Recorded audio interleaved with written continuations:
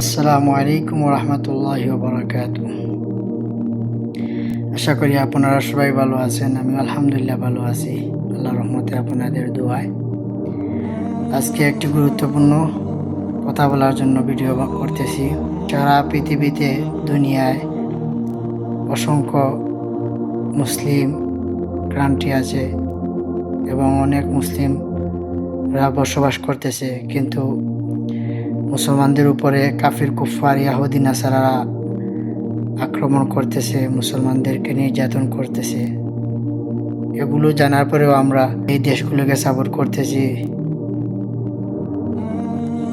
নবী করিম সাল্লাল্লাহু আলাইহি ওয়াসাল্লাম বলেছেন, যার সাথে যার মুহাব্বত তার সাথে তার কিয়ামত।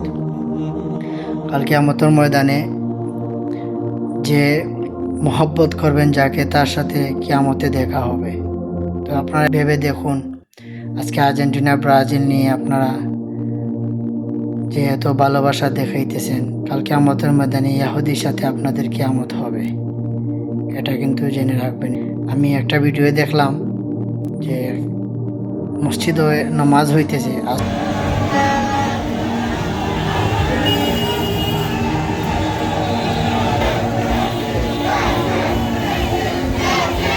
আসরের নামাজ অথবা জোহরের নামাজ হবে।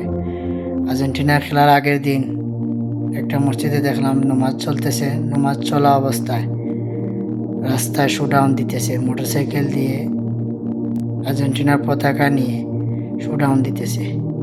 এবং আমাদের ইমান কতটুকু দুর্বল হয়েছে আপনারা দেখুন। এরকম আমাদের জ্ঞান বুদ্ধি, আমাদের জ্ঞানটা কিভাবে আমরা ইহুদি নাসারার কাজে লাগাইতেছি দেখেন। তার আপনি এই জায়গা যদি আর্জেন্টিনা ব্রাজিলের সাপোর্ট, যে কোনো দলের সাপোর্ট করেন না কেন, এরপরে হচ্ছে ইহুদি নাসারা কাফের কুফার, এদেরকে ফলো করা, এদের স্টাইলে চুল কাটা, এদেরকে ফলো করা, এটা হারাম মুসলমানের জন্য, এটা আমাদের জন্য হারাম। দেখলাম ভারতে এক কাফের কথা বলতেছে ঈদের নামাজে তো সুযোগ দেয় নাই মুসলমানদেরকে, এবং 15 মিনিটের জন্য নামাজের সুযোগ দেয় নাই। তখন সাংবাদিকে প্রশ্ন করলো যে নামাজ তো পড়তে 15 মিনিট সময় লাগে, এতে তো অসুবিধা নেই। তখন বলল যে এর আগের সময় নেই, আগের দিন বদলে গেছে, এখন নতুন সময় এসেছে। এখন যদি এরকম করতে চাও তো বাংলাদেশে নয় পাকিস্তান যাও, ইন্ডিয়ায় এরকম কাজ চলবে না। কত বড় মুশরিক কাফের, আপনারা একটু চিন্তা করে দেখেন মুসলমানদের উপর কিভাবে নির্যাতন চালাইতেছে। আপনি বাংলাদেশে এই দলে একটা টাকা আপনাকে দিবে না, এবং আপনার কাজ দিবে না, কোনো কিছু আপনাকে দিবে না। শুধু আপনি তাদের জন্য লাফালাফি করতেছেন। আত্মীয়র সাথে একজনে ব্রাজিল করতেছে, একজনে আর্জেন্টিনা করতেছে, এটা নিয়ে দ্বন্দ্ব করতেছেন, করে আত্মীয়র সম্পর্ক নষ্ট করতেছেন। 1-2 মাস খেলা চলবে, তারপরে তাদের মতো চলে যাবে, কিন্তু আপনাদের এই যে সম্পর্কটা নষ্ট হয়ে যাবে এই ইহুদি নাসারাদের জন্য। এখনও আপনারা বোঝার চেষ্টা করুন। মুসলমান হিসাবে আমরা এগুলো দলকে আমরা সাপোর্ট করতে পারি না, এবং আমাদের জন্য এটা নিষেধ আছে, হারাম। অনেকে কারেন্টের শর্ট খেয়ে, কারেন্টের লেগে মারা যাচ্ছে। তো আপনি আর্জেন্টিনার জন্য মরলেন, ব্রাজিলের জন্য মরলেন, তারা কি আপনাকে দেখতে এসেছে? আপনার জানাজা পড়েছে? আপনার জন্য কোনো দোয়া করেছে? করবে না। তা আপনি কি ফায়দা, কি লাভ আপনার? তো আমি একটা মেসেজ দিতেছি আমার ভিডিওর মাধ্যমে। আমি একসময় আমি নিজেও সাপোর্ট করেছি আর্জেন্টিনা, কিন্তু যখন আমি জানতে পারলাম যে আমাদের নবীজির কথা, যাকে তুমি মহব্বত করবে তার সাথে তোমার কিয়ামত হবে, আমি যদি তাদেরকে ভালোবেসে, খেলাটা ভালোবেসে যে সাপোর্ট করি, কাল কিয়ামতের ময়দানে আমি আল্লাহ তাআলার কাছে কাঠগড়ায় আমি জবাব দিতে পারবো না।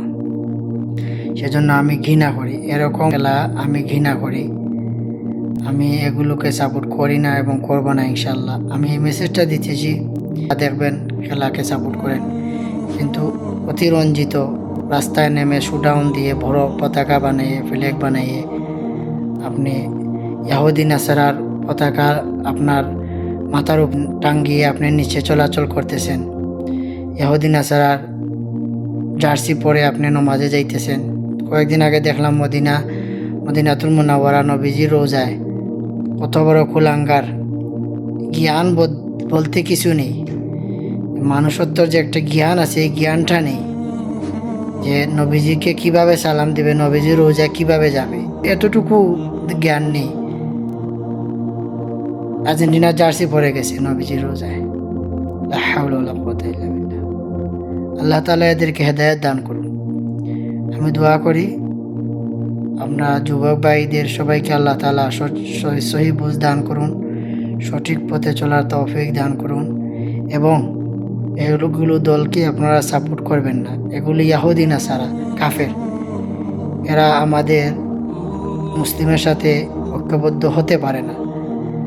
দেখেন ইন্ডিয়ার অবস্থা, মুসলমানদেরকে নামাজের সুযোগ সুবিধা দিতেছে না, বলতেছে যদি নামাজ পড়তে চাও বাংলাদেশ যাও না পাকিস্তানে যাও।